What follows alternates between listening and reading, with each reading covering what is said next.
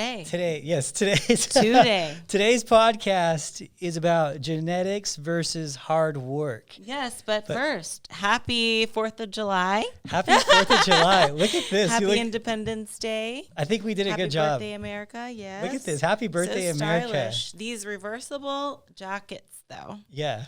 So you're wearing the reversed of mine. Yes. So, yeah, and we have a lot of the team will have these jackets already, and they're going to be like, oh, wait, I can wear it reversed. Cool. They just found out, right? I feel like with that reverse side, you can actually wear that like with like an outfit too, not just like because of like on non-team occasions or something. Does that make sense? Like you can make something of it too. It's pretty fun. I love the headband.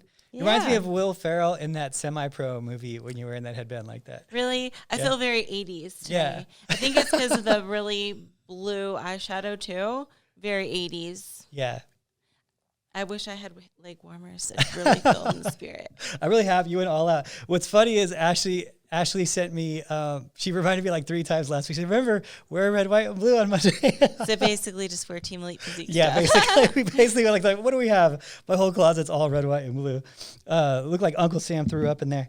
So, Ashley, we have a really good podcast topic today. We always do. They're always good. You know what? This one's one of yours.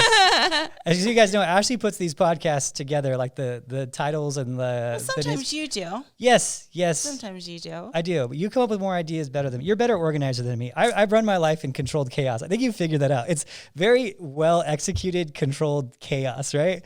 It's what it is, but it works. It works for you. It works. Well, luckily I have you guys to keep me in check. You and Sam and everyone here. Whether it's you buying my plane ticket or whatever, like checking me in on flights, whatever. Yes, yes, that is a thing, yes. Yeah. So speaking of which, you need to book that UK flight. Yes, I do. Because I lost my, what's funny is because, again, controlled cat, lost my passport. Unless you want me to book it, I don't know. I don't care. Either one. It's fine. Okay. If you book it, that's fine. We'll book it. Yeah, we'll book it. Okay. I'm going to be in the UK, I promise. I'm going to get there. My passport is somehow mysteriously misplaced, though. Arnold, UK, here we come. Here we come. That's going to be a fun one. All right. Now, speaking of getting you to the Arnold, we have to talk about your genetics. Was it genetics? Was it hard work? Combination of both? What's your take, Ashley? Oh, it is 100% genetics. I actually just play mini golf on the weekends, and that's how I look like I do. Yeah. It's all genetics for sure. Yeah. Yeah. So I want to start off this this podcast with an interesting question that was asked to me.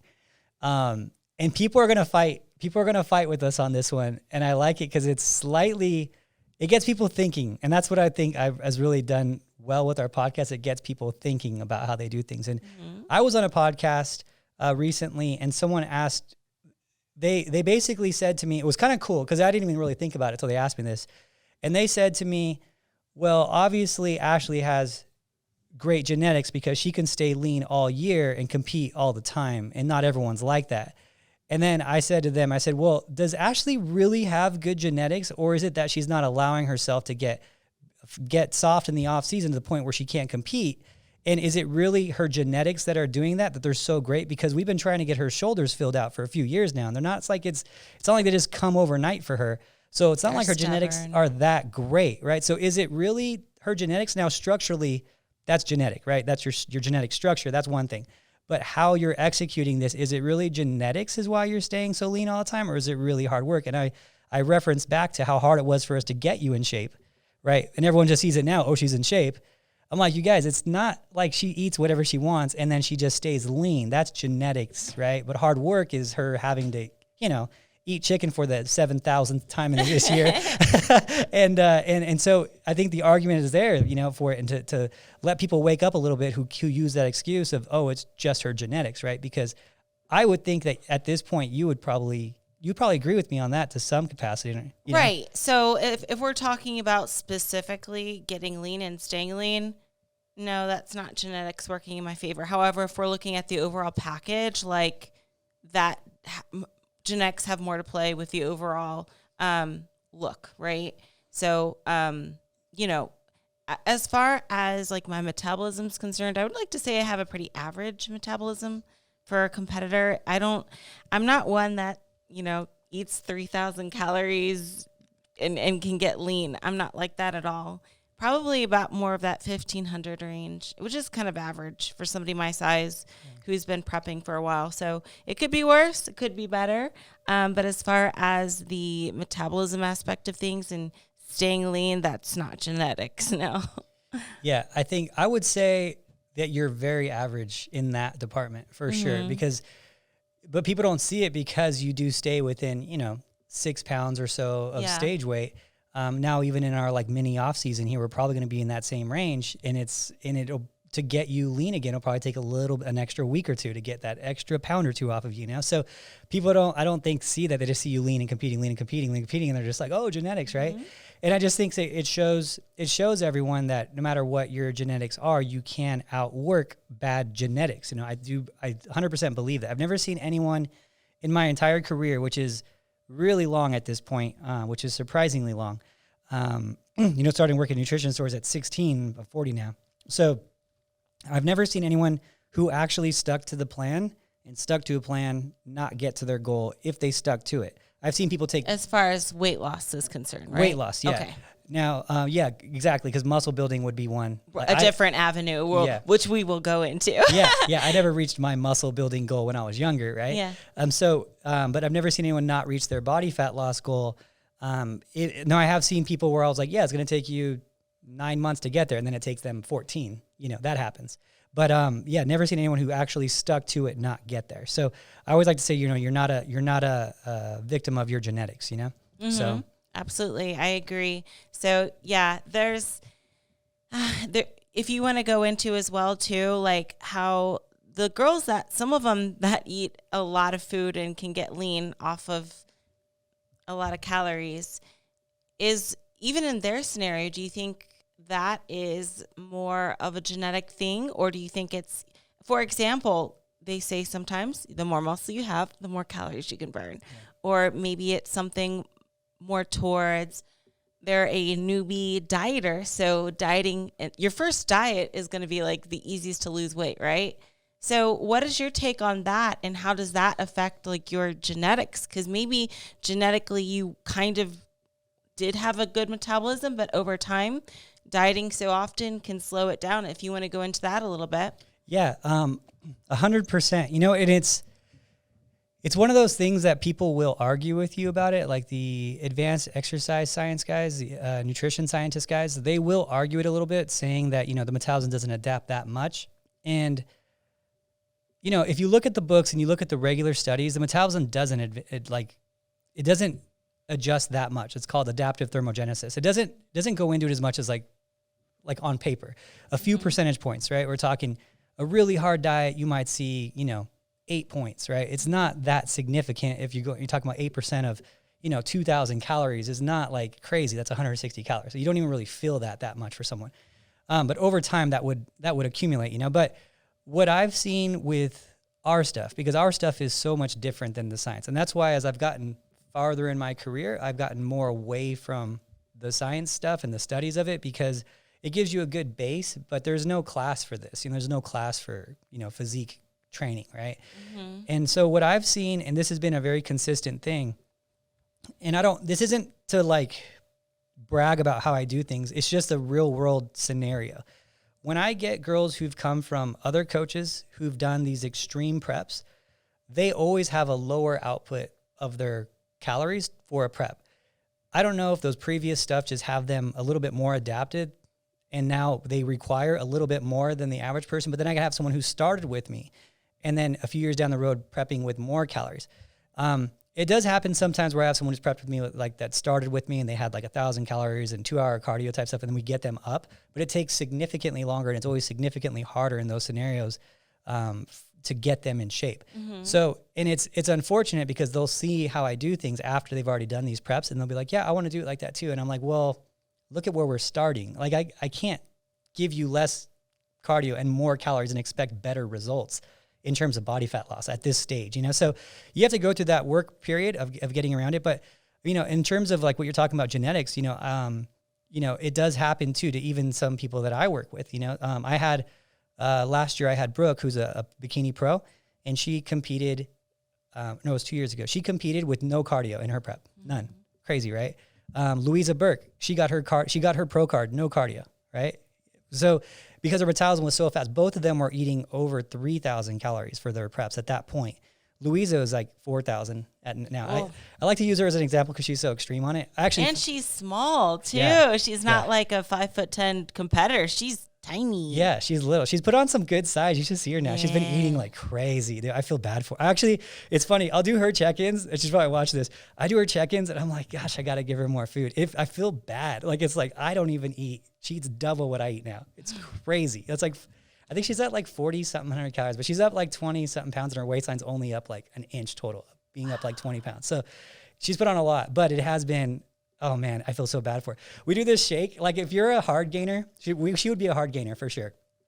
We do this shake, and all we do now at this point, because food is just maxed out on everything else, we just add tablespoons of nut butter or carbs, powdered carbs, to this protein shake, and she just drinks it throughout the day. It's like, some days it's like 800 calories, some days it's like 1,600 calories a shake, depending on the week and how she checked it. And it's just this super dense. I can't even imagine drinking this thing. It's like 8 tablespoons. No, I think one time we had 12 tablespoons of nut butter in that daily. Oh, wow. It's crazy, man. But that's genetics. And I think that one is it's a blessing because she doesn't do much cardio to get in shape. She doesn't do cardio in the off season at all. So she has a ton of energy for workouts. Mm-hmm. But yeah, it's also a curse because you got to eat that much, right? You got to always eat that much. And if she doesn't, like for example, if she didn't eat, because she's an extreme ectomorph hard gainer that needs with a really high metabolism. So for her, in that genetic, the disadvantage is if she doesn't eat right for like 2 days, let's say she gets caught up at a vacation or traveling or whatever, and you're like, oh, whatever, she's on vacation, she can eat whatever she wants because she eats 4,000 calories. You guys need to understand, most people don't eat, most females don't eat 4,600 calories even when they're on vacation. Like when you're just eating normal, it's hard to eat that much food. So she could lose 5 pounds in a 3-day period. Oh, wow. By eating 2,000 calories a day because she's eating regular for a few days, right? So then she has to go way back to the drawing board and start again, right? So it's like there's that disadvantage in terms of genetics. But the reason she burns so many calories, yeah, totally, that's genetically based. But sure. Yes, you do burn more calories per pound of muscle. They call it a metabolically active tissue. So any tissue that requires that basically requires oxygen is going to require calories, right? So it's like metabolically active tissue.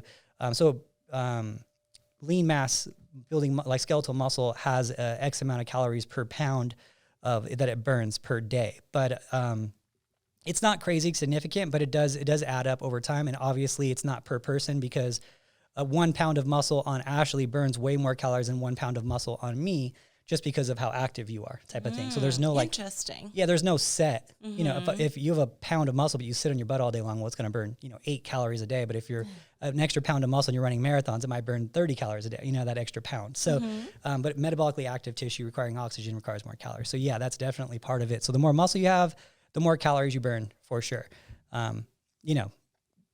Than your same person if you were 10 pounds less in muscle, I guess I should say, not more calories in general per person. So like there isn't a reason body weight wise why someone like Louisa burns probably twice as many calories as me, right? There's not a reason for that besides, hey, her body's we've had her labs ran, everything's running perfectly well inside, her thyroid, all that stuff's running really, really good, maybe on the middle upper levels, but nothing's crazy where it's on paper where you're like, oh, that's why she's burning so many. Her thyroid is through the roof, like naturally. Mm-hmm. It's not one of those things where you just point it out. It just is or isn't. It's weird, right? So yeah. Very fascinating. It is. It's a cool one. And I think like too is like when we think about how genetics come into play for your physique, I honestly like the metabolism part doesn't even come to mind because I think strictly like structure and muscle, but maybe a lot of people fail to realize that sometimes your metabolism is a factor within your genetics itself because there might be a lot of frustration surrounding that. Like, some girls will see like, oh, one of their competitors they look up to or whatever can eat this many things and this many calories and this is what they do and they're like, why can't I do that, And I think a lot of them are under the impression that like they've worked their way up to those many calories or they're burning those many calories per day because of their intense workouts or whatever. So I think that's good that you clarified that it can be genetically based and it's not just because you're lazy, but yeah, because you just don't have the genetics to burn that many calories. It's really a crappy card you're drawn sometimes, you know, Yeah. like, and it sucks is that now I will say this, a lot of the upper level bikini people that you'll see are generally the ones that tend to do a little better with what they can eat. You know, you're one of the ones that aren't. But with some of the ones you see out there that are doing like a lot of food in the off season, the other thing too is you can look at someone who's got like a big name. And I was talking to someone this weekend, actually, is Bikini Pro, really high level. I won't say who she is, but she eats on the weekends. She eats whatever she wants, and she's done it so much that now she kind of has not really given in to eating so much, which is kind of cool. It's a cool thing, you know. She eats really, really strict Monday through Friday, and then Saturday and Sunday she kind of allows herself to eat whatever she wants. But then she doesn't. But she's been doing it for so long now. Now she really doesn't have the desire to eat so crazy. At first she did, and she's been maintaining a really lean off season. But people see what she's eating in the off season, and then they're like, "Oh, she's eating like no, she's not eating it 7 days a week. She's still keeping it really in check Monday through Friday." But she's super off season too, you know, so allows herself that freedom. I have no problem with that. I think that that's great. And so, but people will see that part of it the weekend day, and then they'll be like, "Oh, well, she eats whatever she wants. Like, I want to do that too because I want balance." I'm like, well, some people can do that. Some people can't. You know, it's a luck of the draw, and there's not really a way you can train yourself to do that. We could try to get you to be higher caloried, which over time we can get you up there. But some people are just going to be super, you know, sensitive to gaining back body fat. I can give some clients I'll give them like, they have really low fat diets, and you give them any fat and it's like, boom. And it's like crazy. It doesn't even make sense. It's like, how did you gain 5 pounds? Like how, Right. you know, It is. Yeah. It's crazy how things work. And I'm not sure if you've experienced this, or even, hopefully I can explain this in a good way, but there's also those people that like their body, I don't want to say the set point there because I already know you debunked it, but in a sense, like you can lower their calories and they stay the same. You increase their calories and they stay the same. It's like their body wants to be a certain weight in a sense. But it's funny that some of these people, that either way they go, they're just kind of always steady with the weight. If that's yeah, have you ever come across? I have come across a few people like that, and it's like the only thing you can do is adjust cardio and training, because it's like lower it significantly, doesn't do anything. Up it significantly, they still want to stay the same weight. It's like, it's crazy. So when I have people like that, and I have run into those people. I think sometimes because of how many years I've done this, and you know, this podcast gives us a good platform to be out there. Is like, you know, and we talked for so long, and people kind of, I think, will recognize us as kind of experts in the field type of thing, at least in this arena. They think that I won't run into those things, and I can just find a way around all of them. right, You know, I'm like, they're like, "Oh no, just he can fix it," and I'm like, sometimes, I mean, I'm better suited than most, right? But yeah, even I'll run into those where I'm like really just a head scratcher, you know. Yeah. And what I'll try to do is in that scenario is really just cover everything, you know. I'll run, like when I get stuck like that, I'll like, okay, let's run your labs. Let's just see where everything's at. Is there anything there? Okay, there's one thing. Okay, and then the next thing I look at is their workout intensity. That's always such a factor. People don't realize how big of a factor that is. Oh yeah. Workout and cardio intensity. And that's usually where I find the issue, because people, and it's never talking like smack to you guys saying you don't work out hard enough. You know, I look at how I work out now compared to how I used to work out. I work out like a pansy now. I can't believe the intensity I used to work at. And I'll go to the gym with me and Kimber go to the gym every morning together. And she says I work out hard, but I know my capabilities, and I'm like, it's so weak. Like it's almost embarrassing at this point. I push hard, but I just know what I'm capable of, I guess, because I used to be so extreme, you know. When I was a bodybuilder, I was so extreme. So, but I always think about it, okay, when someone's a bikini competitor, they are essentially a bodybuilder, you know. These days you need to have a good amount of muscle, and you should be working out at the intensity I was working out at when I had the intentions of being a bodybuilder, of competing. And so when I see that, that's usually where the issue is. I would say more than half the time when someone's fully stuck, it's their workout intensity, though they think it's extreme.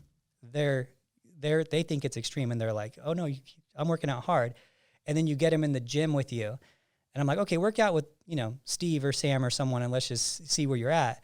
And then they don't, they don't last. And then they're like, it's a real awakening for them. They're like, wow, I really wasn't pushing what I was capable of. Like, I really didn't know, and when you're racing in a race against a bunch of like, first graders, you're pretty fast, but when you're racing in a race with everyone's training for that race, and then you're next to them and you realize how slow you are, it's kind of one of those moments. You're like, oh wow, I was really slow. Mm-hmm. It's like, it's funny how it goes. Cause I mean, and actually I'll give you a good example of that too, which is really funny. It's kind of embarrassing, but it's really funny. So I played hockey my whole life. And then when I was an adult, I started playing roller hockey. I did it as a youth too, but I played roller hockey because it's more fun. It's less like hitting and stuff like that. And, I got, I was really, really good. And then there's this thing called, RHI, like Roller Hockey International. Like it's like pro roller hockey thing. It's like NARTS Pro. And I got called up for one game in the pro, and I played one game and I got destroyed. And I was like, how is this even possible? These guys are so much better than me. Like, it wasn't even close. It was like, so every category, right?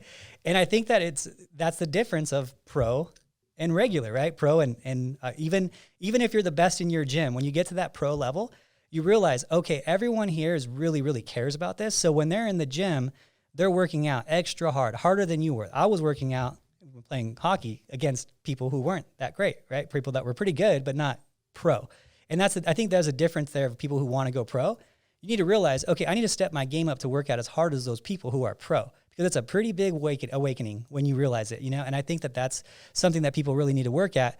And if there's a possibility that you're not getting great results and you think maybe it's your workout, I would say hire a trainer and tell them, hey, push me like as hard as I'm capable of without breaking me. And let's just see like where I'm at mentally and if I'm actually doing it. And then maybe you're going to leave that session and be like, nope, it wasn't that. I always work out this hard.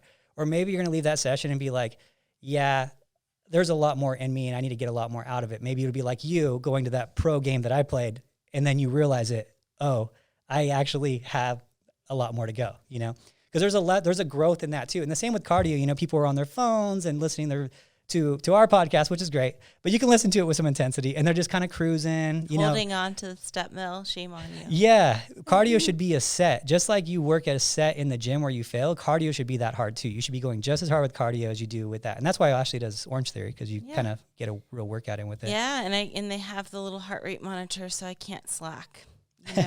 I think too, a lot of times with the intensity in the gym and cardio, not even doing it on purpose, but sometimes if you do the same workout over and over and over, then you start to do it without thinking. And then you start to just kind of go through the motions without putting intention behind the lifts. So that can be a thing too, you know what I mean? Like, or you're getting stronger in the gym, so you're kind of not increasing your weights. Like if I always do this weight, and then it becomes easier for you and you don't realize like, oh wait, I should go up more. Yeah. You're just kind of going through the motions, and just I think that could be an issue as well. Yeah. And I think a good way to get around that, I usually say is either every time you're in the gym, try to do one more rep or do the same reps with 5 more pounds, like just a little bit more, your body's going to adapt to whatever stimulus you create. So if one time you get to 100 pounds at 10 reps, the next time you need to be at 105 pounds for 10 reps or at 100 pounds for 11 reps. That's how you make that progression. And after time, if you're tracking your measurements and writing things down and all that, you should be naturally reaching that intensity level just because of that progression, Mm-hmm. And I think that's a big factor. I think going over like genetic limitations, we have to eliminate the possibility that you don't have a genetic limitation and it's just effort first. I think kind of what we're coming to the conclusion of, right? We know that not everyone's going to be a Louisa who burns that many calories. She's at the upper, I mean, I mention her all the time in these podcasts. She's like the upper level of any bikini competitor I've pretty much ever worked with metabolically. I mean, she has to be the top like 10 of anyone I've ever worked with metabolically. And then I have the lower level too, which, is if there's an upper end, there's a lower end, and I'll have those people too. And I'm dieting them at 1,100 calories, Mm-hmm. So, you have people who fat just crawls off of them. I mean, Ashley in 2017, fat would just like Fat just loved you in 2017. Yeah. It was like, I'm just going to hug Ashley. It was like that ex-boyfriend you can't dump. It was just showed up at her door every morning. It was like, Ashley, I still love you. I can work on things. It's one of those, he just wouldn't leave. Oh. Remember that 2017 Fat? Yeah, oh yeah. I remember I was stuck at 134 for the longest time. It was so frustrating. That was such a big plateau. I was like, I would lose weight, and then for whatever reason, 134, that number is just like, would forever haunt me because it was just so hard to get out of 134 range. But I finally did, and it took a lot, so. You want to hear something weird? And this is very this is not me, but this is one of those okay, it's going to sound stupid and it's going to sound like cokey, or what do they say? Hokey, because it sounds like almost spiritual. Okay, this has happened with so many clients over the years, and that's the only reason I mention it, because I have a case to work with. Sometimes when people say, they'll start a prep and they'll be like, oh yeah, I've never been able to get under 133, 134, whatever, 140. Right? These girls, they have these magic numbers. They're like, and I'm like, just so we're clear, genetically, there's no limitation from you to go from 140 to 138. There's no set point. There's nothing stopping you. And I don't know what it is. I don't think it was in your scenario because you were trying really hard to get past it. But I don't know what it is. But I've had it happen. I got to say at least 50 times in my career where someone would say that, and they would get stuck there for a period of time, and then they would break it. This is why I think it's somewhat mental and kind of it's like a psychology thing. Because they'd be stuck there for let's say a month, right? And I'm like, okay. And then even I start believing it. Well, maybe they can't get past there, or maybe they're sabotaging. They don't really want to be past there, right? And it was all these things that I'm thinking, and then one day they break it, right? It takes 6 weeks to break to 139, and then all of a sudden, boom, 135, and then 132, 128. Isn't it crazy how that works? It's once they break it, there's something mentally that's keeping you from it. I don't know if there's so much that's a thing, belief in it. Perhaps. I mean, general mood from belief? I don't know. It just sometimes the body does some weird things for no reason, and you just are like, why? I don't know, but whatever. You just got to keep pushing and stay consistent. I think a lot of times people give up once they don't see that number move, and it's like, no, hang on, because you never know. And if you give yourself a few extra weeks, you might start to see more of a decline. So yeah, I don't know. It's crazy how that works. It's happened so many times. Yeah. I think. Maybe you're right. It's a natural thing. I mean, just like they say, your weight loss isn't a linear decline. It's like a bump here, bump there, plateau, and then decline and up and down and down and down. So who knows? It's maybe something we'll never be able to figure out. Human capability. It's weird. Yeah. True. It is a weird one, but I've seen it so much that I just kind of think there's something to it. And, but I think you're right. Maybe it is almost like a self-sabotage thing because you just stop working out as intensely because you're at that weight where you think nothing's going to happen. So you just kind of get frustrated and you kind of just don't give the intensity anymore. It reminds me of that 5-minute mile thing. I wish I had the data on that, the stats on that, just to go into the 5-minute mile thing. I told you, I've said the 5-minute mile thing before. Okay. I'm going to remember this. You guys want to find something crazy. Look up the 5-minute mile. And look up how long it took to break it. Gosh, I sound terrible. How long it took to break the 5-minute mile marker, and then once it was broken, how many people have actually broken it? So it was hundreds of years where the 5-minute mile it couldn't be reached, and then someone did it, and then all of a sudden everyone could do it. Right. Yeah, it just there's a performance thing based on the psychology of things, and it's we tend to ignore it because it's kind of like me. We're like, it's kind of hokey, it's kind of your spirit, your psych leader is affecting your gains, that type of thing. But then you see these things and you kind of start believing it a little bit too. So maybe that's part of the, we're getting way into the other right field on this, but maybe that's part of the whole genetic thing, just self-belief, and maybe that affects your intensity and your, maybe there's part of that too. True. Maybe the people who believe that they could be great more end up being great more and accomplishing more in the gym too. I don't know. Yeah. Something to be said about it. Yeah, true. Very true. So when we're talking about hard work and genetics, we definitely went in depth with the metabolism aspect of things, but there are other things that genetics play a role in, and obviously muscle. How easy can you put on muscle? Where can you put it on the easiest? What's your stubborn body part? And also structure things as well, which we'll get into at the end. But when we're talking about muscles, right? Everyone has like their area that it's stubborn, and then other areas is like, oh no, I don't need any help with this. In fact, in bikini, since there are muscle limitations, there's some competitors that don't even train certain body parts because they're overdeveloped for whatever reason, you know? So I think it's important to realize that everyone has weak areas, stubborn areas. We already know mine. We already know mine because we talk about it a lot. But, you know, I would say my genetic strong points that I have no issue with growing is hamstrings. You know, hamstrings are always there. You know, when I came out of the womb, my hamstrings got stuck. Here we go. My hamstrings got stuck, and then they figured I need to be delivered by cesarean. Even then, my hamstrings, they were actually larger than the size of my head, so it wouldn't fit, you know.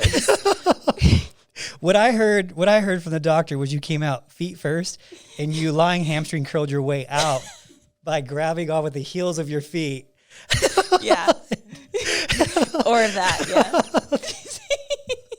That's what I heard. And, you know, something too is like when back in the day, you know, the technology wasn't as advanced as it is now. And when my mom was getting the ultrasounds, they thought my hamstrings were actually two separate fetuses. So they actually thought I was a triplet because the hamstrings themselves were larger than me. So they thought we were conjoined triplets. Yeah. Well, if you know where those other two went, let me get my hands on them so we could get some. Let's just get all three of you winning all the shows and just have you three in the Olympia this year. Just you and your two separate hamstrings. Olympia quality control team is back in action. Oh my God. That's so funny. How much hate we're going to get on that? Dude, I make all these hamstring jokes all the time.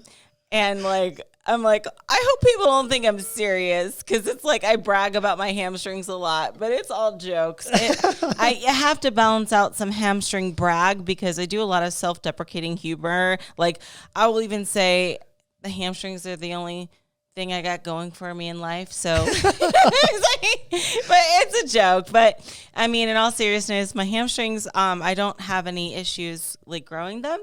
So, you know, that's another thing with like genetics. Like what body part is easy for you? Like for you personally, what do you have? For me, it's always been just my chest has always your chest, been, and then your calves are your worse. Not genetic. Calves would be worse for me than your shoulders for sure. Yeah. Yeah.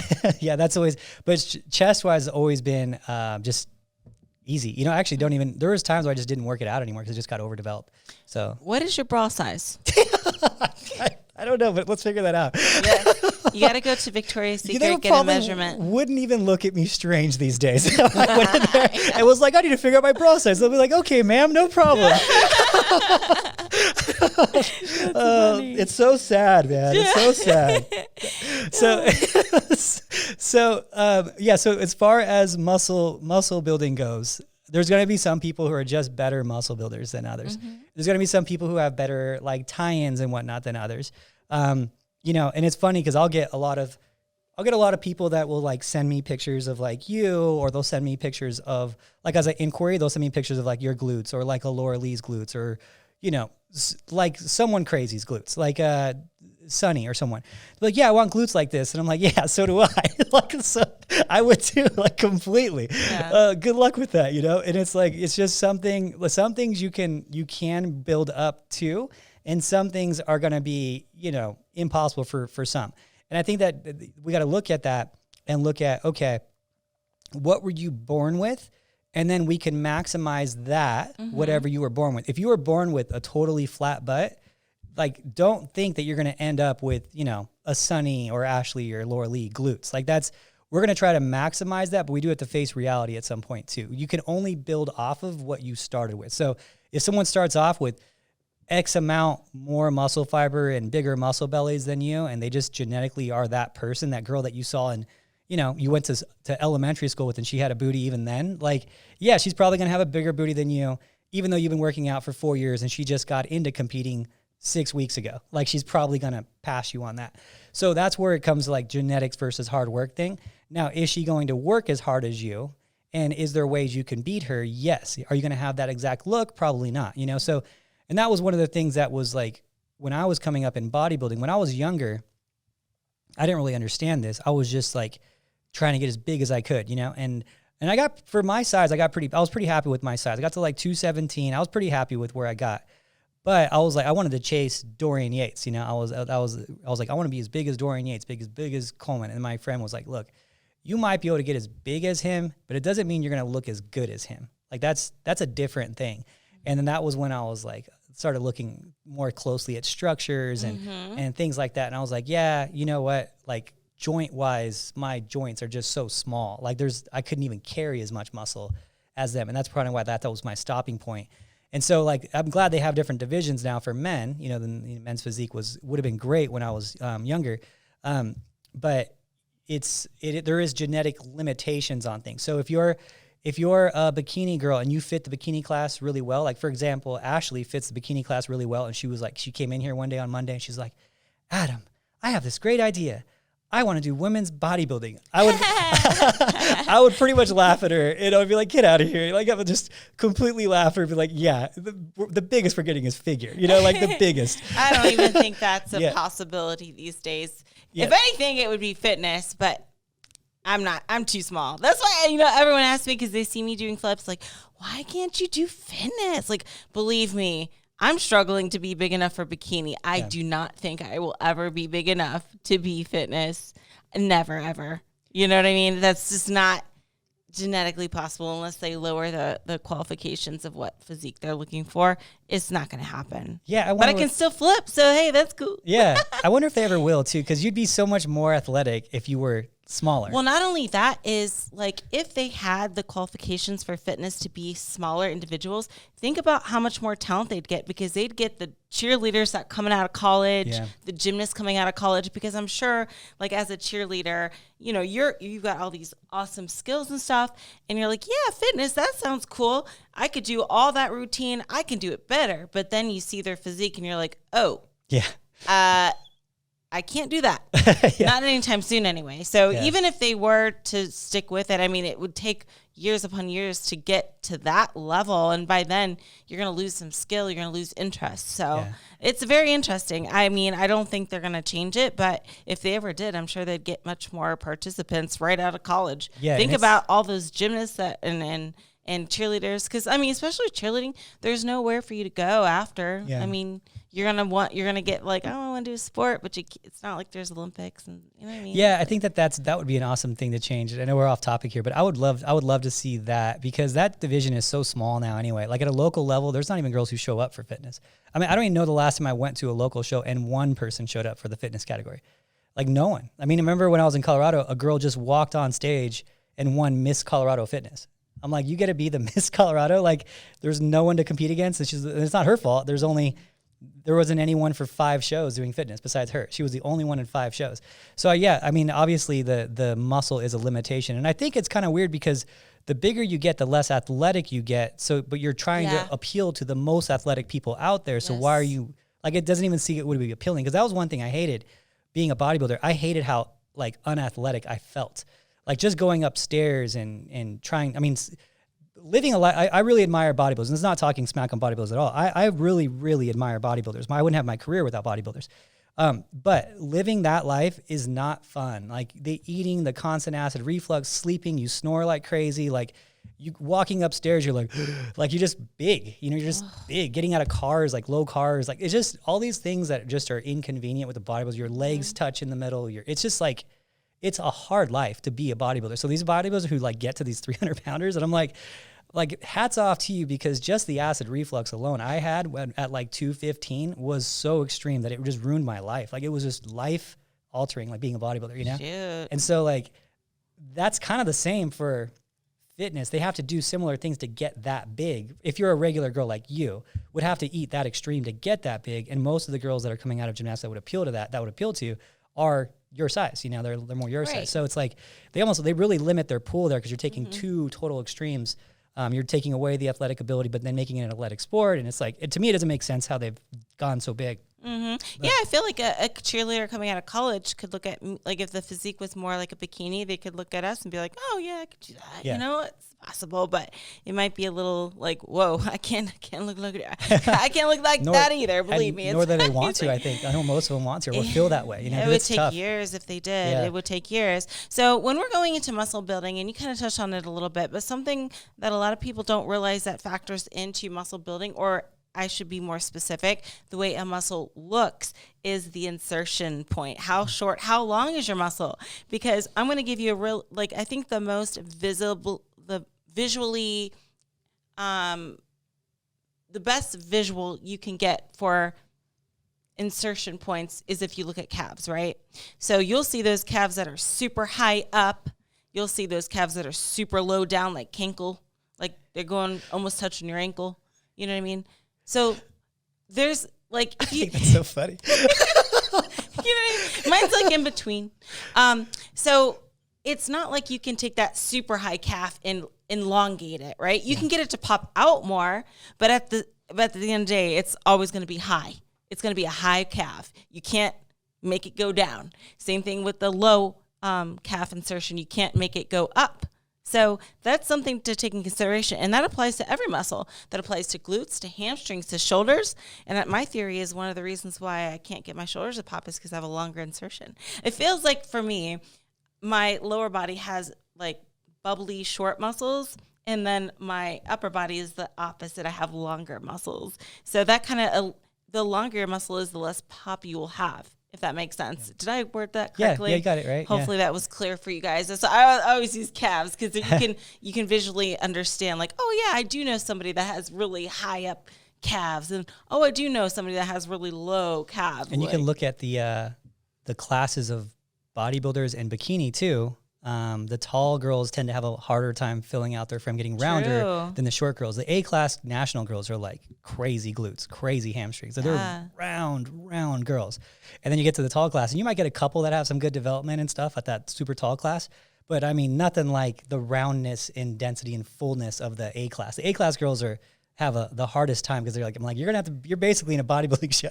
Like it's a lot different, and it's just because the insertion is shorter, and I think it's just the muscles. I don't know the reason for it, but bodybuilders have been talking about it a lot. You know, like the taller bodybuilders don't do as good as the shorter bodybuilders. You know, in terms of the average height for like a Mr. Olympia bodybuilder is like 5'9", 5'8". You know, these guys are not really tall guys. You look at that's like average for a guy. Yeah, they're not super tall. It's funny because like it kind of applies in each division. Seems to have that the average height is the one that thrives the most. If you take a look at the winners, usually. Yeah. Isn't that crazy? It is. No. Yeah, it is, right? Something to it. It is, the perfect balance of like how bubbly the muscle fibers can get, the muscle insertions. And I think that's one of the things, that's one of those misconceptions that like yoga studios will throw around. They'll be like, yeah, we'll develop long, lean muscles. And I'm like, really? How are you going to develop long muscles?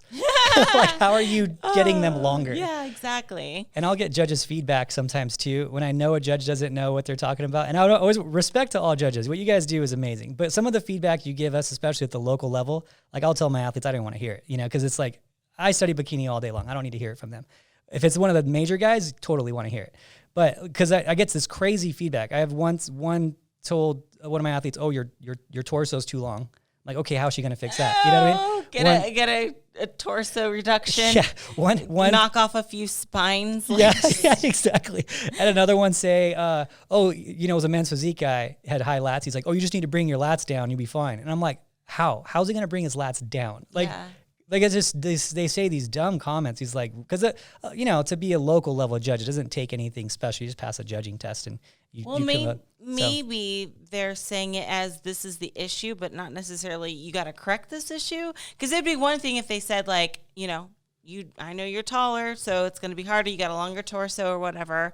But if they're trying to make it sound like you can fix it, that's a totally different sometimes they'll even give exercises. Like in that lat example, they gave exercises. He was like, yeah, just do a lot more rows, bring your lats down. And I'm like, it's funny. I thought high lats were desirable.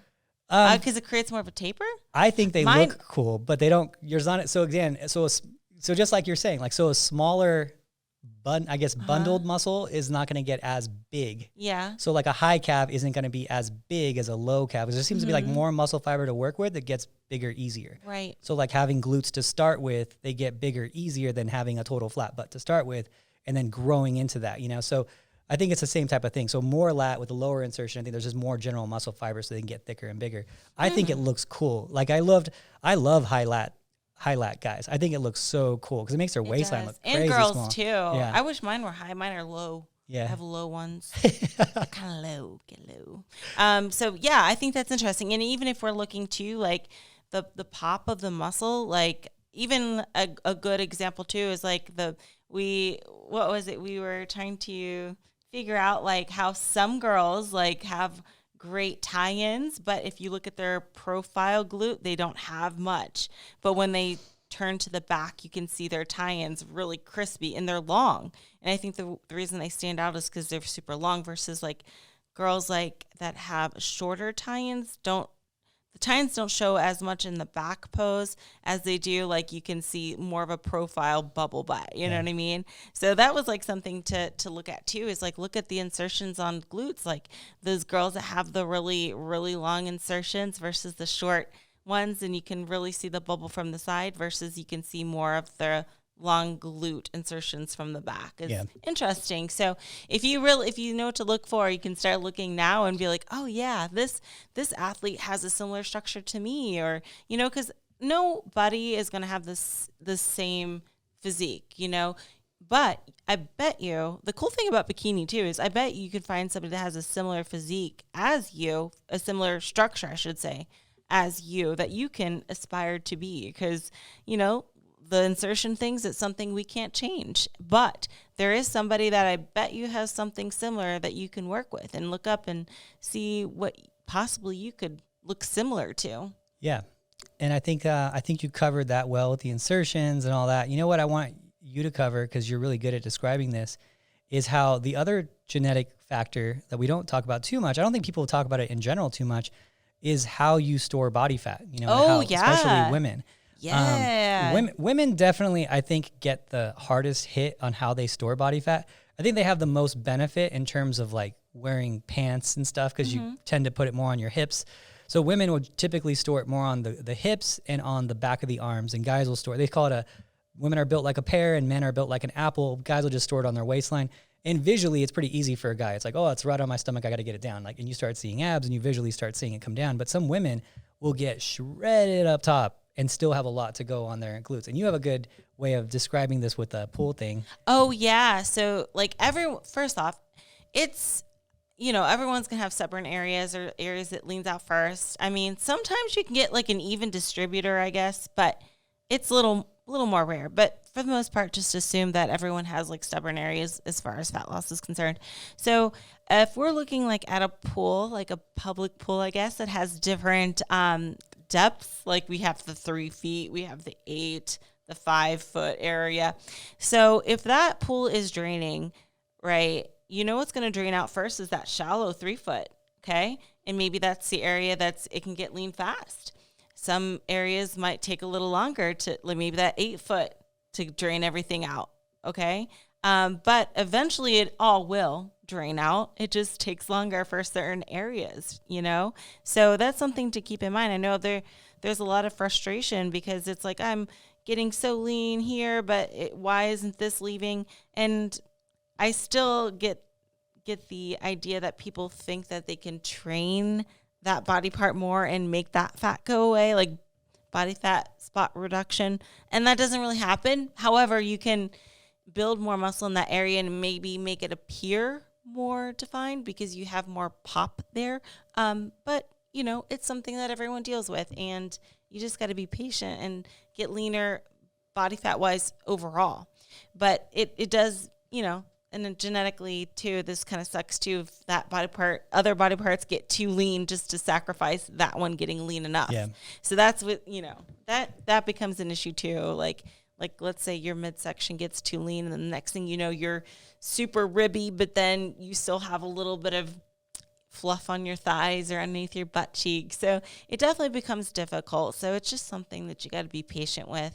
Yeah. And on those people, it's really hard as a coach for those people, because what happens is, you know, you're wearing shorts at the gym or leggings at the gym, whatever, and you're smaller, your legs are smaller, but your upper body's shredded, and then they go to the gym, and then everyone's like, oh, you're too lean for bikini now. You're too lean. And all their friends who's an expert, who's never prepped anyone in their life, like all of a sudden becomes an expert at bikini. And then you write your coach, everyone's saying I'm too lean. And and I'm like, what else do I have to do to show you that I know how to do this? Like, it's like, let me do this.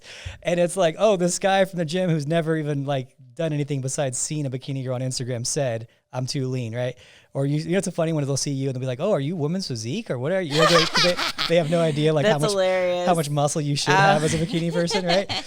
And that's funny. I know, but they do it though. And I'm just like, dude, I'm about 20 or 30 pounds too light, I guess. I don't know. These days, so that's where it becomes an issue, because then it becomes really hard on the bikini competitor, because their upper body still is shredded and it is ready, but their lower body's not lean enough. So their upper body has to get even leaner.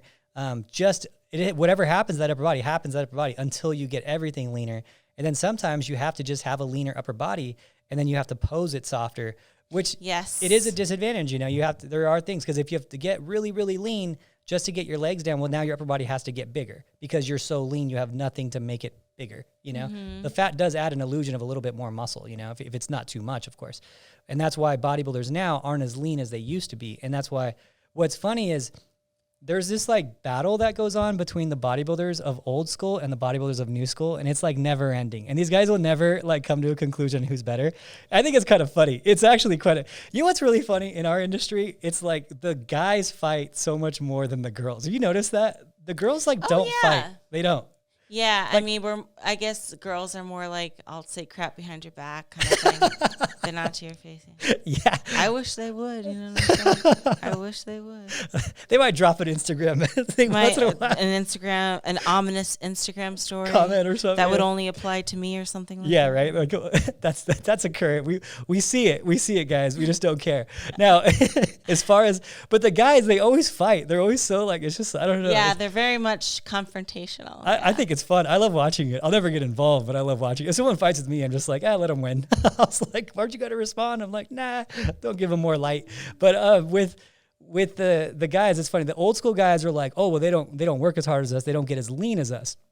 And then the new school guys are like, oh, well, they were all small. They had no legs. They weren't big enough, right? And the difference is it's something so simple. The guys that were competing before were a little smaller and therefore had to get a little leaner to show the same level of conditioning. The guys now are so much bigger, they don't have to get as lean as the guys used to get because they have so much more muscle that it peeks through the fat a little bit easier, right? And that's the answer. That's the reason this fight keeps going. Yeah. And I'm like, no, they look just as lean, but they're just way more muscular. So they're you know, so yeah, they have a little bit more fat, because why would they need to get leaner if they look just as lean as those guys did and they're reaching the standard? But it's funny, you have this like nonstop like battle of going on, and then you'll have like guys do interviews and they're like, oh, none of those guys would even be able to compete back then. And I'm like, they would be huge compared to you guys back then. I think the only one that does say the argument that is actually probably right, because he was big and leaner, was Ronnie Coleman, because he was a total freak show. He was so far ahead. Like, he could compete now and still destroy, you know. But everyone else who says that is like, no, you were a lot smaller than these guys. But it's funny, that's the reason, like you're talking about. You know, if you have more muscle, it's going to peek through the fat a little bit easier. You don't need to be as lean, and that's another genetic thing too. How deep are your muscle separation? Like, how deep is it for you? Do you have just that grainy, more dense muscle that if you get too lean, it looks too much for bikini? You know, so maybe you don't need to get as lean, and you have an advantage there. You know.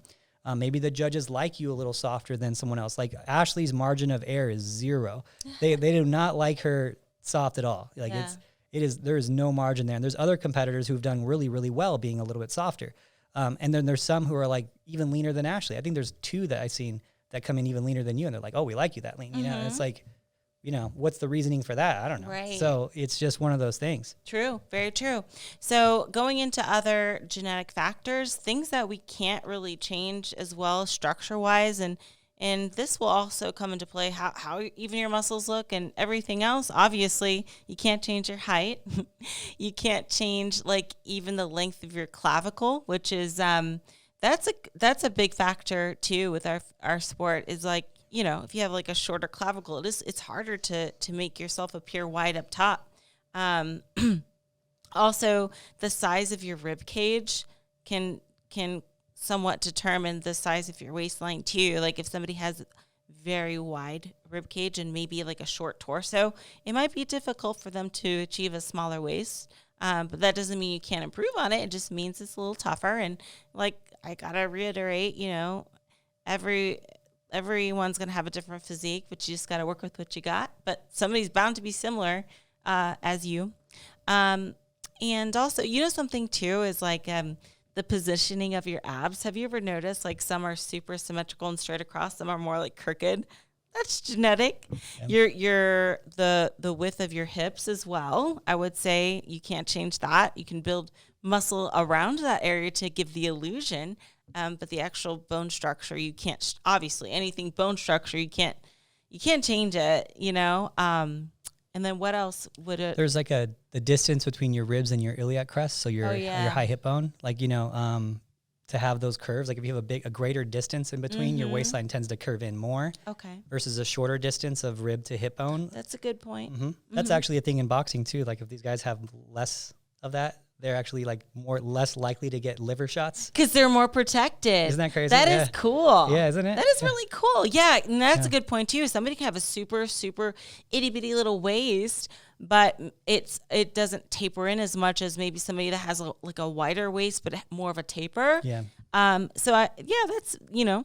very interesting. All these things very very much interest me. Like I'm fascinated by different structures and how they can improve with what they got and stuff. I think it's the coolest thing. It's cool and based on different sports too, and like what the ideal structure. Yeah, different structures that thrive in different sports. That's a thing. Like gymnasts are super small, little itty bitty things, and then basketball players are tall. Shot putters are just like massively large humans. Jockeys are little big thingies, just little jockeys. But yeah, it is really cool, right? It is cool. So, I used to have this guy. He was really funny. This dude at my school, and he was like the teacher's aide, and he used to always make fun of me because I was like all into bodybuilding when I was like 15, And he was like, "Dude, you're doing the wrong sport, man. You got to start just accept it and just be a jockey. Just accept it." Oh, come on, you're too big for that. It was just the funniest thing. It was like the funniest joke, and he used to say it in front of like the whole class, and everyone would laugh at me about it. But it was actually really funny. I wish I remember who he was because he was hilarious. That guy.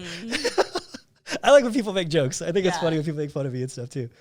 Okay. Glad you can take a joke. Oh yeah, I went to Joe Rogan this weekend. That was really good.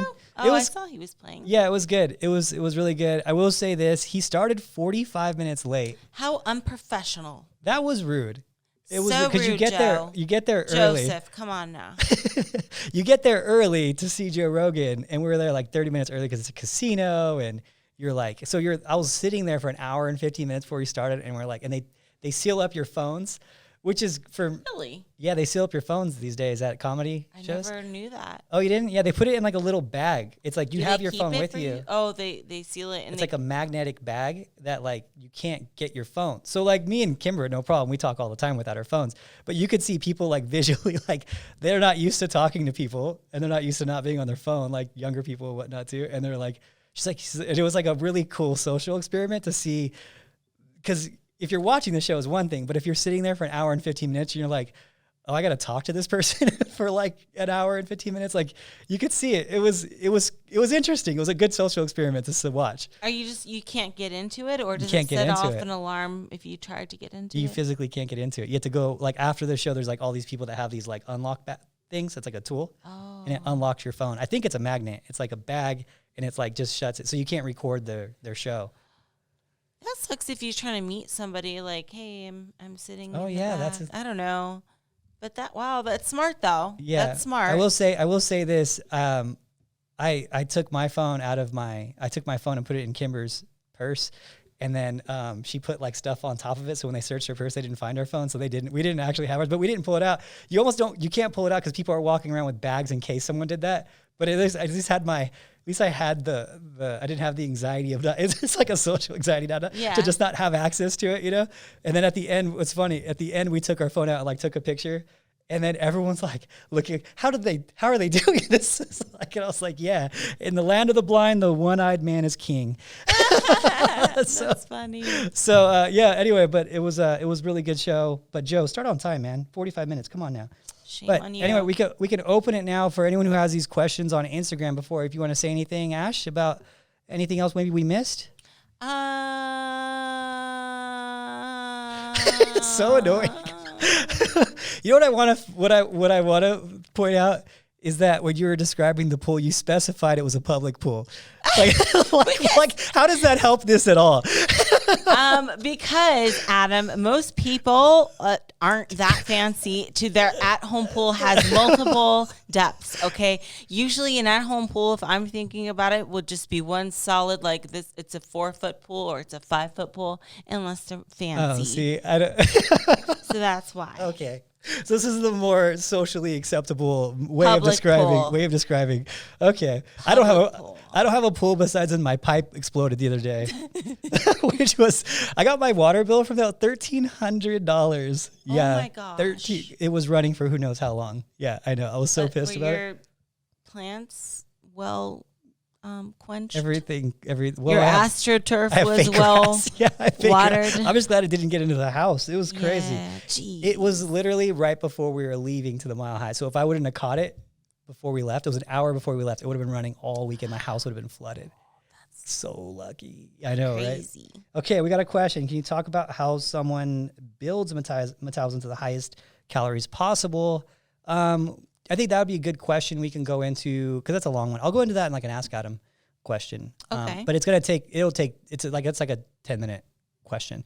But yeah, I'll go into that one. I'll post it up this week. Okay. So, any other questions here? No? All right, guys. I guess with that, we will leave it here. Happy 4th of July. We're very patriotic here at the team. The gym's red, white, and blue. We love America. America. Thank you guys so much for watching. We'll talk to you later.